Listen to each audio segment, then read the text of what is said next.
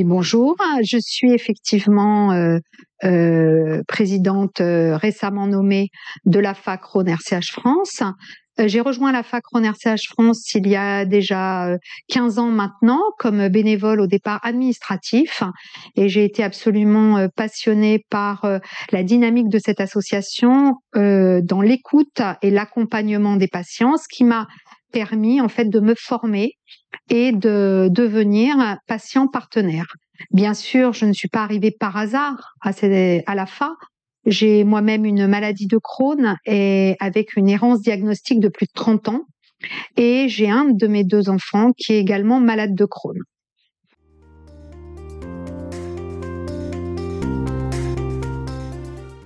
La FA a récemment fêté ses 40 ans de création, son anniversaire des 40 ans. Elle a été créée par Madame Janine Aupetit, qui avait créé cette association avec le professeur Yves Lequintrec suite au décès de son fils François Aupetit, d'où le nom initial Association François Aupetit, suite à une complication de la maladie de Crohn. Au départ, vraiment, l'idée était de favoriser la prise en charge des malades et la recherche pour arriver à trouver des traitements, car à l'époque, remettons-nous 40 ans en arrière, ils étaient extrêmement peu nombreux et la recherche très peu active.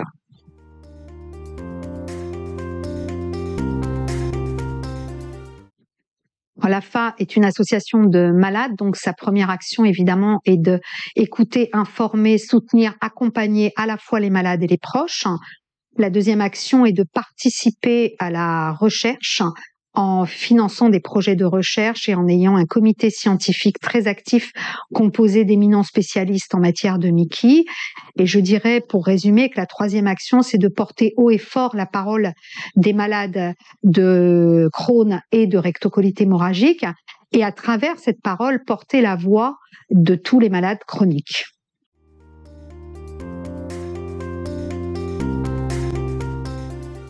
Alors, la maladie de Crohn et la rectocolite hémorragique sont les 2 principales maladies inflammatoires chroniques du tube digestif. Dans ce terme acronyme MICI, on trouve inflammatoire et chronique.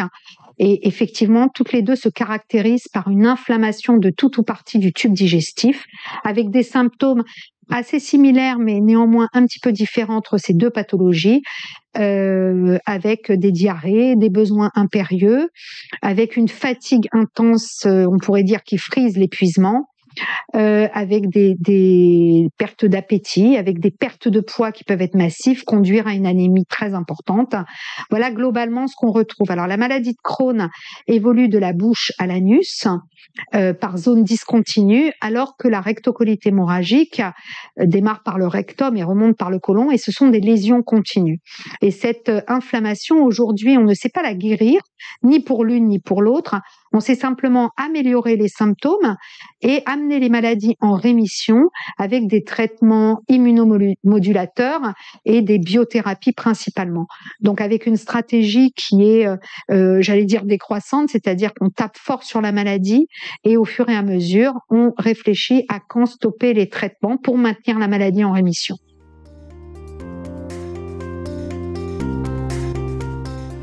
Seuls les cas pédiatriques sont considérés encore dans les maladies rares, mais on craint qu'ils ne le soient plus bientôt, car effectivement, il y a un rajeunissement de la population atteinte de Mickey et une explosion des cas. Aujourd'hui, soyons clairs, c'est 300 000 malades en tout en France, dont 20 à 25% de cas pédiatriques. On parle bien sûr des cas diagnostiqués avec des chiffres émanant de la sécurité sociale. Il y a encore de l'errance diagnostique, c'est un des points majeurs sur lesquels œuvre la FA, et peut-être est-on plus proche des 320 000 malades que des 300 000.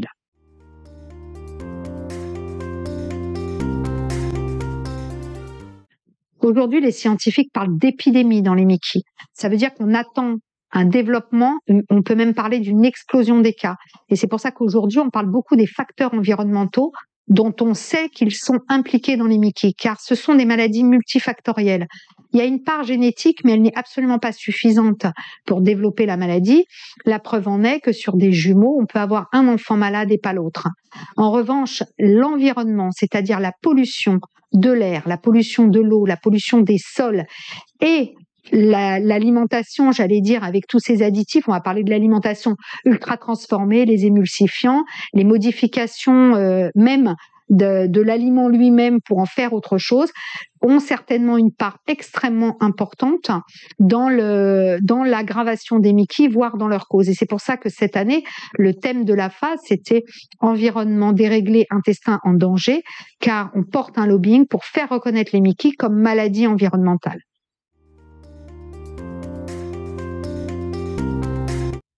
Effectivement, il y a des familles où il y a plusieurs membres atteints de Mickey, mais ça peut aussi être de pathologies, je dirais, associées. C'est-à-dire, il peut y avoir des personnes atteintes de rhumatisme inflammatoire chronique ou de psoriasis qui n'ont pas de Mickey et l'apparition d'un cas de Mickey dans la famille. Donc oui, il y a des familles qui sont beaucoup plus concernées que d'autres.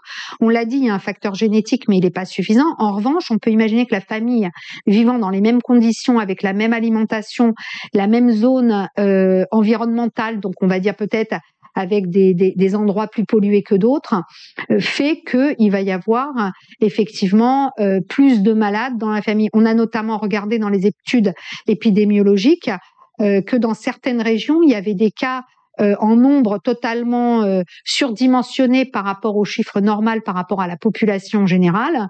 Et donc, on peut là imaginer que le sol ou la pollution, et l'environnement sont en fait les facteurs qui ont permis le déclenchement ou l'aggravation de la Mickey.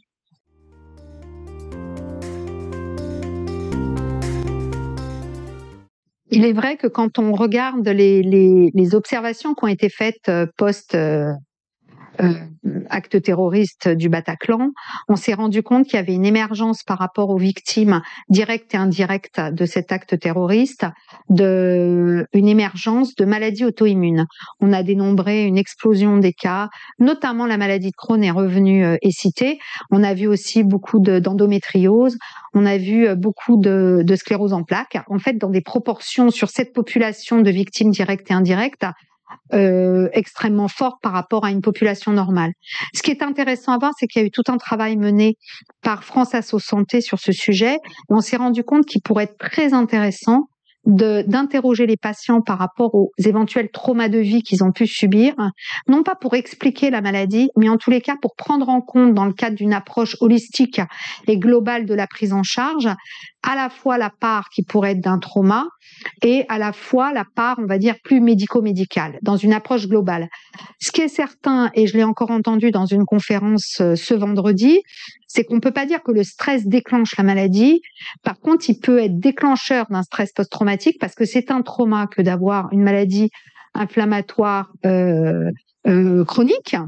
Et nous, ce qu'on entend des malades, c'est qu'à l'occasion d'épisodes traumatiques de leur vie, en fait, il y a une réémergence de la maladie qui parfois était en rémission, mais tout d'un coup se réveille. Donc, on peut penser que le trauma agit à la fois sur le microbiote, à la fois sur l'axe, on va dire, intestin-cerveau, et à la fois certainement sur l'immunité.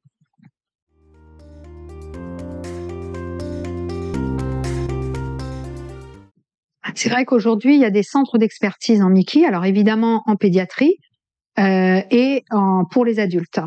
Après, il faut être réaliste, tout le monde n'est pas suivi dans ces centres, tout le monde n'a pas accès à ces centres, et on peut considérer qu'il y a un accès aux soins qui est un petit peu hétérogène, avec des formations et une expertise un peu hétérogène, parce que bien sûr, on devient de plus en plus expert, plus on a de patients et de fil actif de patients.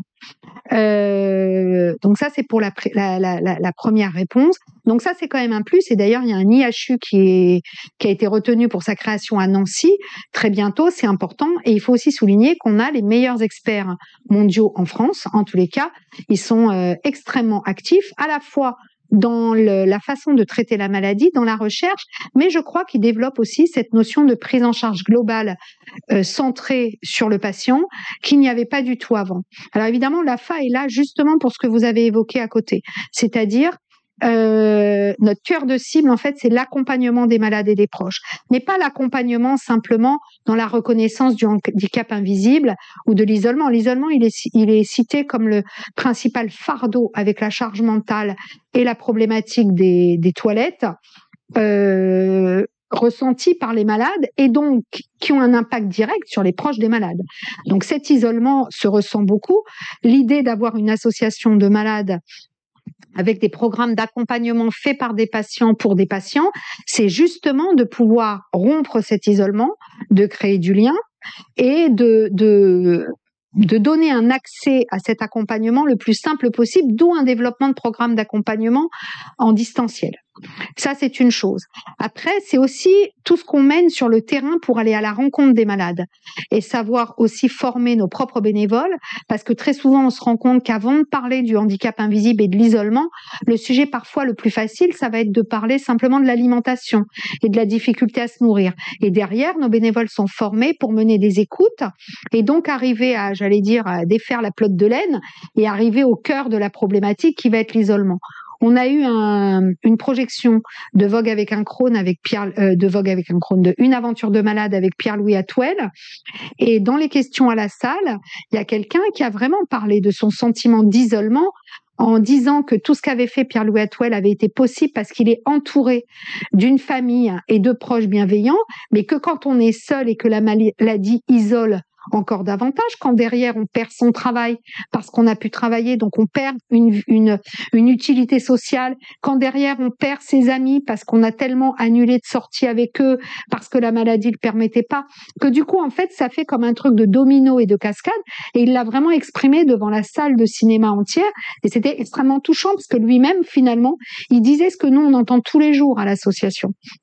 Donc oui, les maladies isolent et le rôle qu'on a, c'est de rompre l'isolement. Après, on essaye de développer quelque chose qui va encore plus loin, qui serait des référents parcours de santé. Donc ce serait un accompagnement sur le plan médico-social, donc dans la dimension économique, dans la dimension financière et dans la dimension sociale, au-delà de l'accompagnement du vivre avec la maladie, parce que finalement ces choses qui arrivent en cascade, en fait c'est des traumas en cascade aussi, et c'est des stress en cascade, parce que de la maladie on peut perdre son travail, on peut perdre ou ne pas avoir le travail qu'on avait voulu, en tous les cas se retrouver isolé socialement, professionnellement, parfois familialement, et donc ça c'est très compliqué. Donc cet accompagnement il doit pas se faire simplement sur de l'écoute et de l'accompagnement autour de la maladie, mais autour de vraiment ce que vivent les gens dans leur handicap invisible. Cette notion du handicap invisible est extrêmement forte et doit aussi être prise en compte, parce que c'est toute cette partie qu'on ne dit pas, qui est cachée, qui ne se voit pas et qui finalement ne va se voir qu'à travers la rupture potentielle de la personne dans son environnement.